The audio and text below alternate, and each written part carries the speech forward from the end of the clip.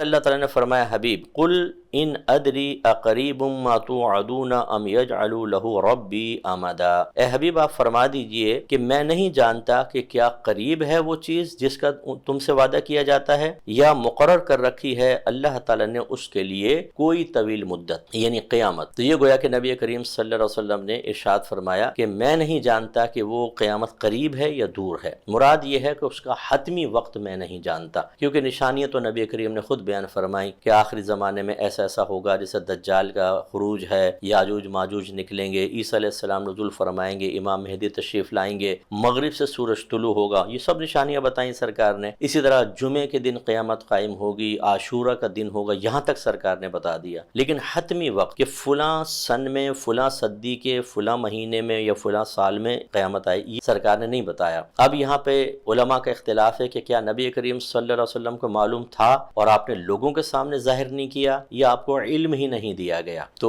بہت سے ایسے کہتے ہیں کہ سرکار کو علم نہیں دیا گیا، لیکن بہت علماء یہ بھی کہتے ہیں کہ دیا گیا، اور ہمارا بھی انہی میں شمار ہے کہ ہم یہ کہتے ہیں کہ نبی کریم صلی اللہ علیہ وسلم کو اس کا علم دیا گیا تھا، لیکن آپ کو ظاہر کرنے کی اجازت نہیں تھی۔ اور اس کی بڑی دلیل یہ ہے کہ اللہ تعالیٰ نے ارشاد فرمایا کہ ان علینا بیانہ، کہ بے شک ہمارے ذمہ کرم پر ہے اس قرآن کا بیان۔ یہ نبی کریم صلی اللہ علیہ وسلم سے اللہ تعالیٰ خطاب فرماتا ہے کہ حبیب، اس سے پیچھے جو آیات آ رہی ہیں کہ اس قرآن کو آپ کے سینے میں محفوظ کرنا ہمارا ذمہ ہے، اور پھر ثم ان علینا بیانہ، اور پھر اس کو بیان کرنا بھی ہمارے ذمہ کرم پر ہے۔ اور بیان کا مطلب یہ ہے کہ اس قرآن کی جو بھی آیت نازل ہوتی ہے آپ کے سینے میں ہم محفوظ بھی کریں گے، اور اس کے بارے میں جتنے اس کے لطائف ہیں، نکات ہیں، علوم ہیں، وہ بھی ہم آپ کو عطا کریں گے۔ اس کا مطلب ہے جب قیامت کی آیات اللہ تعالیٰ نے اپنے حبیب کے سینے میں محفوظ فرمائی تو اس کا مکمل بیان بھی فرمایا، تو اس کے اندر یقینی سی بات ہے کہ پھر حتمی علم بھی شامل ہو سکتا ہے۔